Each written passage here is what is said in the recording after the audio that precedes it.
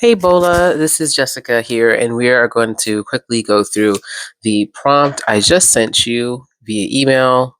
Might be hard for you to read there, but worry not. So I told you during our discussion, this is the main one. I'm gonna pop that right there for you. Make sure you can see.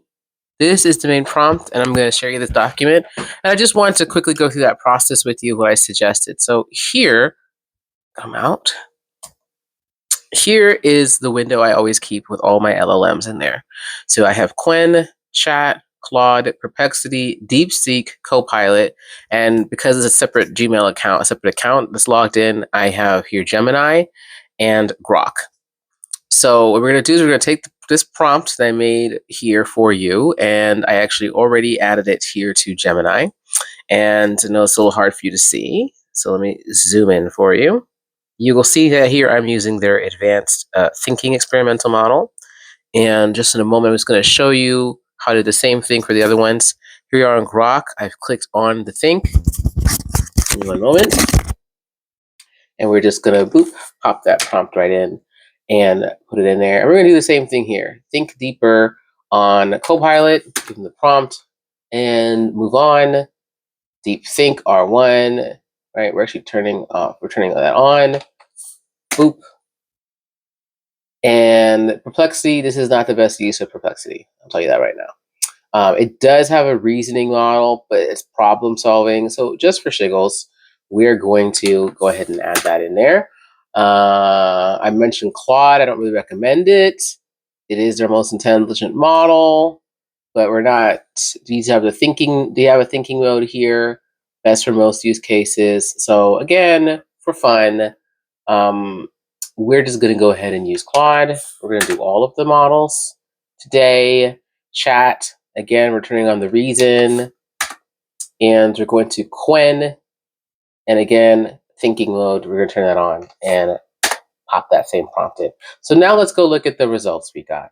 What I like about the thinking models, what makes them fun to use from a user standpoint, is, checking as you can see, yes, is that you can, it goes through how it processes and reasons. So categorizing, right? Even here it is, even tells you these are their pain points. You just got the answer. And you see the other ones doing the same thing. Now remember, I use Gemini because I do have the paid version. But to make this short and quick for you to watch, so here are 20, and I've asked for multiple choice questions, formatted as a free feedback survey, right? And overviewing these questions, biggest what's regarding your revenue, it's how has it been?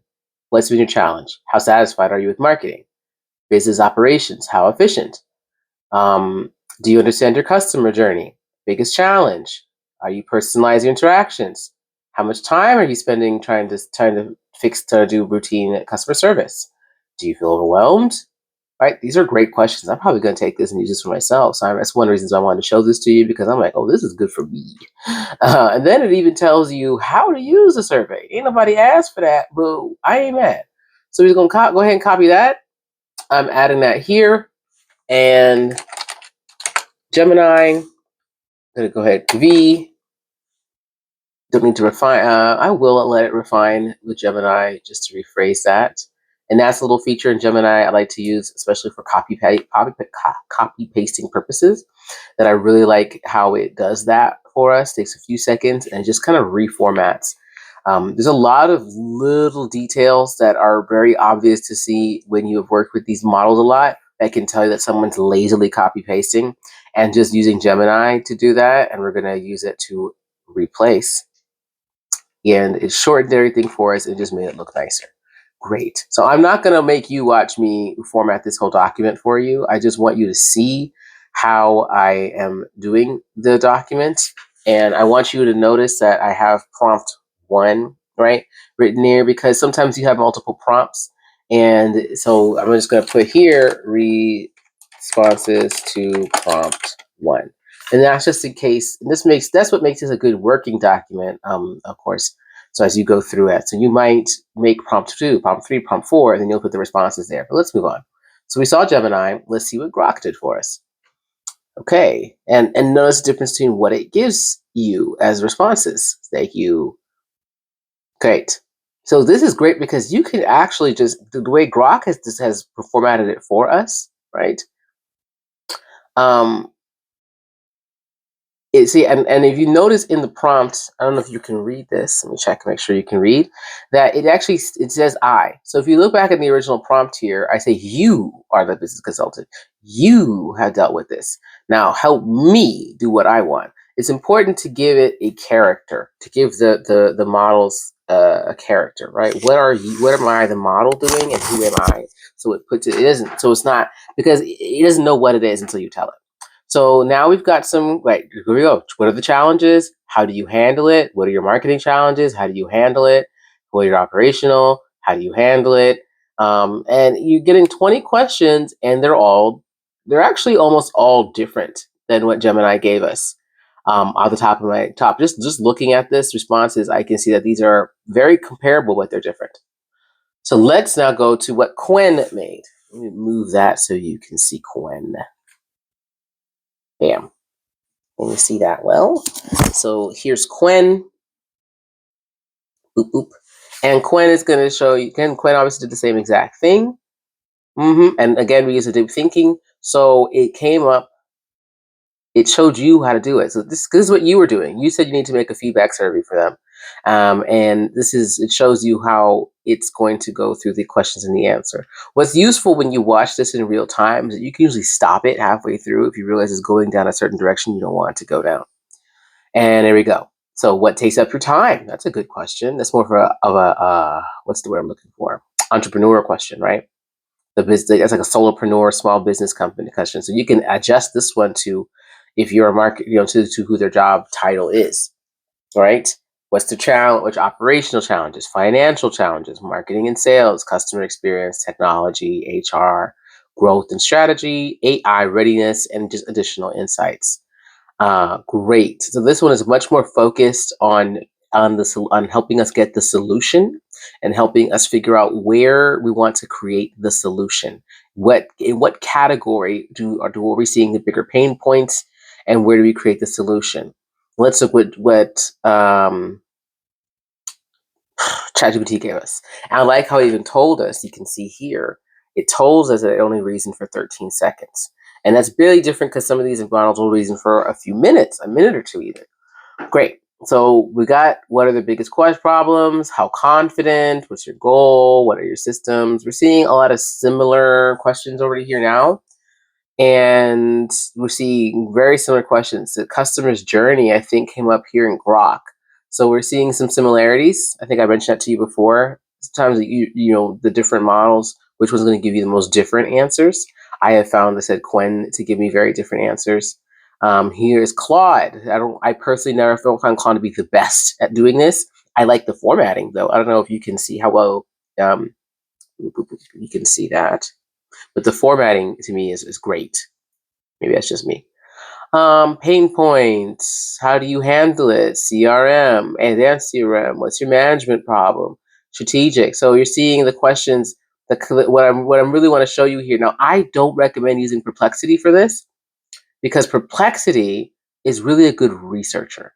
That's where Perplexity excels, is at research, right? And notice it looked up 39 sources to give us this research. So I'm not mad at it. Right? Hurdles. How do you track expenses, right? And again, this one divided up the answers based upon the types and issues, the categories in questions, right? Your categories. Mm-hmm. And it talks about AI readiness, which I did bring up in the thing because you were saying you wanted to come up with a solution and see if there's an AI you could make for it. So DeepSeek, let's see what DeepSeek made for us. And again, you get to look at how much it thought. It tells you it thought for 23 seconds. Now, this is a fairly straightforward question, so I didn't expect anybody to think for a minute and a half. They didn't need internet for this. What's your challenge, time, financial task? Talk about stress. And again, it categorized everything for us. And what's your number one priority? I think it's the first time I've seen this question, what's your number priority? And even this one's a good question. How do you feel? Like this one's asking, what's interesting? What do you find interesting? So this is good more for me than for you as an AI consultant, but this is good for you even just doing your stuff. And then here we are with Microsoft Copilot. Again, I'm seeing some similarities in these questions. I'm going to give them all to you. And what I really like is the variation of the type of questions that we're getting here. This one doesn't give us a lot of room for there's a couple of other answers here. But I wanted to show that to you. So, and it gives you steps for going beyond the survey. So what I'm going to do I'm going to send this all to you, all these things. I just wanted you to see because I did this with you in real time and you saw just how fast this was. You saw me, obviously I wrote the prompt myself, but you saw how quick it was just for me to copy paste this prompt and put it all together.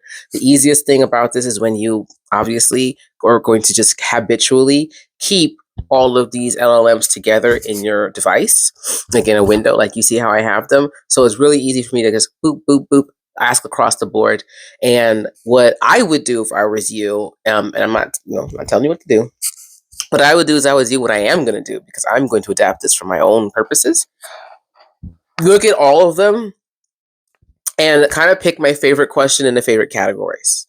So you're noticing the finance, operations, management, HR, marketing, and sales are kind of like the main categories. On top of course, AI readiness. We got like 6 primary tracks. I'm going to look at those tracks, pick my favorite questions, and then I'm going to go ahead and make the 20 question survey. Why 20 questions? More than 20 questions gets exhausting and 10 questions just isn't enough. So I just threw that number out there. And also because I always ask the AI for more than what I need. So if you wanted to only ask a 10 question survey, you'd still ask it to give you 20 questions because what the AI tries to do is tries to fit everything in the breath that you get it. So this is a whole little mini lesson here on that one, but it was really noticeable when you ask the AI to create images for you. When you ask it to create an image and you're able to give it an aspect ratio, if you give the prompt for whatever, let's say pretty black lady with locks, you say, okay, I want a pretty black woman with thin dreadlocks. I've done that a few times to make myself. If you do it a square image, it'll fit the entire black woman, they'll probably do her like this, chest up, like the where about this part of the screen, and it'll make an image that's like about this, right? A profile shot. Now, if you were to zoom that out and say, give it to me 9:16, which is what this video is, you're more likely to get a shot of the girl who looks like this, right? The image will be zoomed out. You'll get her body more. In fact, you're even likely to get a full body shot just by asking for a 9:16, right? But you can actually start with the square and a lot of them and zoom out, right? But the AI is going to try to fit the whole concept into the frame unless you ask it to make it go off the frame, which it doesn't naturally want to do. This is the same thing with the questions, where if I asked it to give me 10 questions instead of 20 questions, and it would have tried to fit all 6 categories into 10 questions, which means it would have given me exceedingly generic and broad and almost unuseful, unusable, useless kind of questions because it'd be way too generic and broad. So by giving it 20 questions, you're getting more. Why not 30 questions, Jess, or 40 questions? That's because this thing has a character limit. Now, because I have Gemini and I'm paying for it, I can get more characters out of it per response, or tokens, actually. I can get more tokens per response. So maybe in Gemini, because I have a paid version, I might give Gemini the 30 question, 40 question version. And of course, with every last one of these, which I won't do because I don't want to bombard you with a 100-page document, but for like myself, I could say, great, can you give me 20 more questions? Give me 10 more questions. Can you do 10 questions that are focusing on the finance piece? And it'll do that because now you've already primed it with the prompt, and it'll then go on from there. So I hope this has been really helpful to you to see just because I think the biggest thing, like you were speaking about for yourself, for your company, and I also see for a lot of clients, would-be clients, prospective clients, is that like they get stuck at that assessment after the assessment because you're just so accustomed to doing things your own way, you just don't know how to start. And you're starting with when you're stuck in your own, when you're thinking. So whatever problem you have, in this case, you're just trying to make a feedback survey to figure out how to make a product for your team. And now you got the prompt. Now you know how to add that prompt, and you're going to 7 different advisors, 8 different advisors, and now you've got a whole bunch of prompts, and that helps you to then maybe make another question. Your survey might not include any of these questions, but by looking at 100+ questions I'm going to send you, that'll help you figure it out. So thank you, Bull. Enjoy.